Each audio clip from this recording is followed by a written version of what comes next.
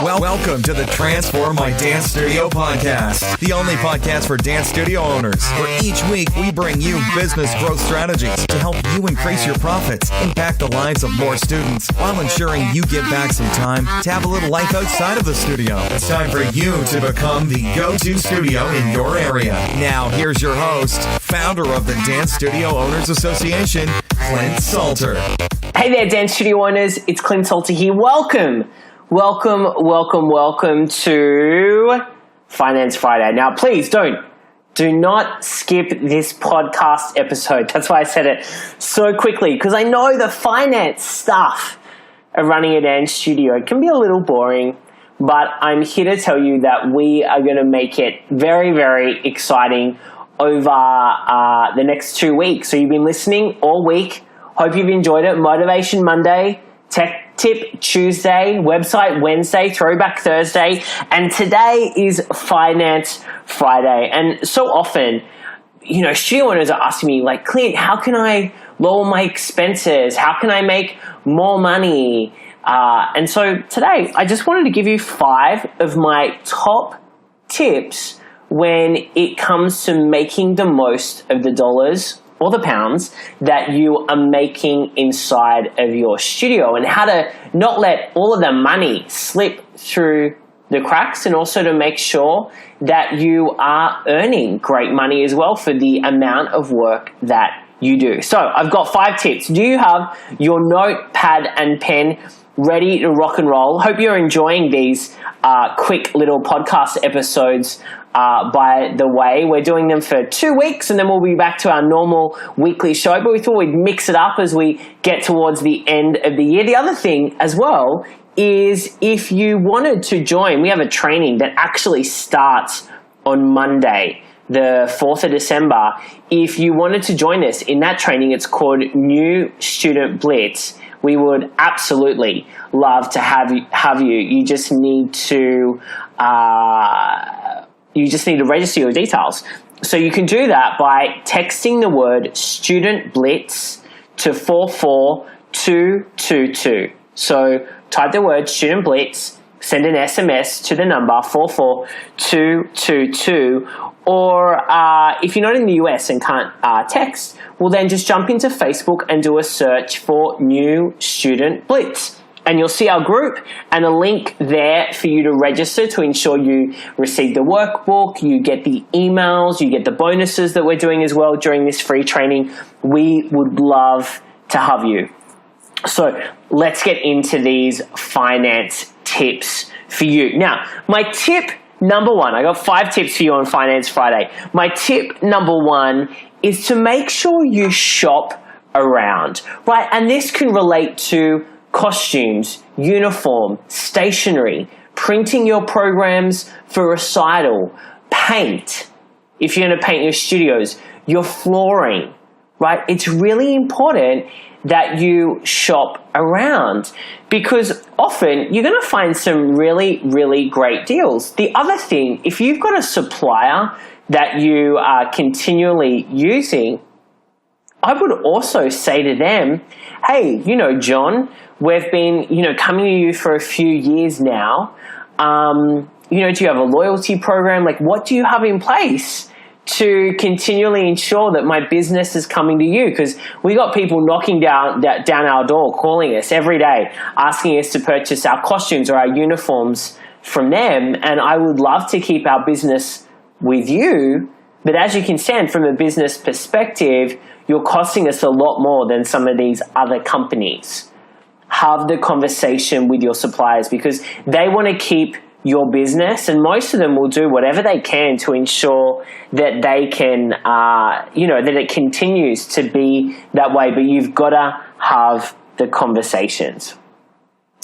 Number 2 is consolidate fees and bills where possible. So for instance, let's say you have internet at your home, and you have internet in your studio, and you have cable at home, and your children have cell phones.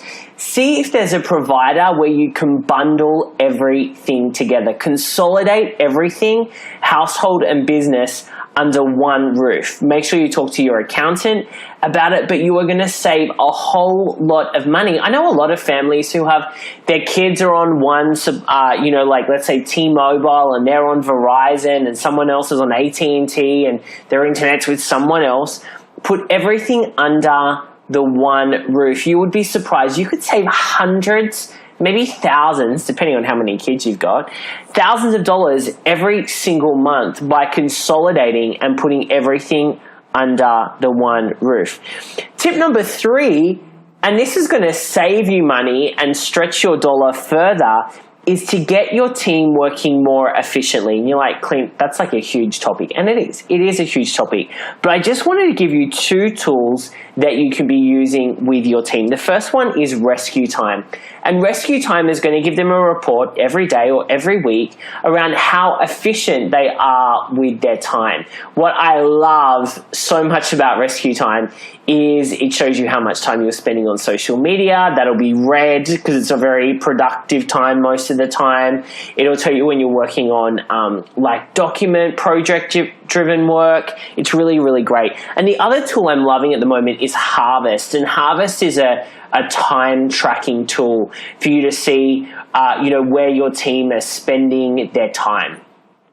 And they can break it up into different revenue streams. So this is great for your office staff, your DOFI, Director of First Impressions, your receptionist. These guys should definitely be using Harvest. It's also a really good tool for you. I did an audit of my week a few weeks ago now using Harvest, and it was so beneficial to see where I'm spending my time in our business as well.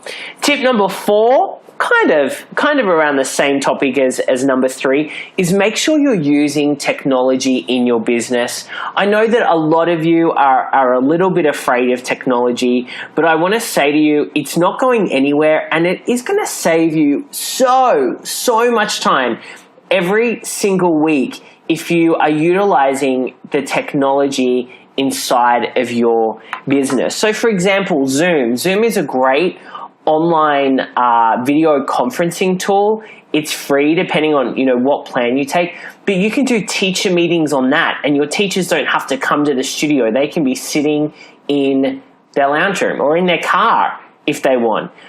You can use it also with your team, your office admin team. Right? So utilizing, again, technology. Also, make sure you're using Google Drive. No longer should you have like all of your files stored on a hard drive on one person's laptop, and then you go to a folder. Let's say it's like your recital schedule, and there's like version 1, version 2, all the way down to like version 99. You need to make sure that you're getting on Google Drive, right? Really important so that everyone can edit documents in real time. Again, it's saving you time, and anything that saves you time, my friends, saves you money, hundreds and thousands of dollars every single year. That's why you need to be on technology. And tip number 5 is make the most of your space. I went to visit a studio owners in New York a couple of weeks ago, and we're having this very conversation around the amount of white space that they have during the day. And so what you need to make sure is that you are maximizing your space. So what does that mean? Well, it could mean hiring out your studio space. They were talking about a film going to do some stuff in their dance studio. It can be yoga classes. You can list it on Craigslist or Gumtree.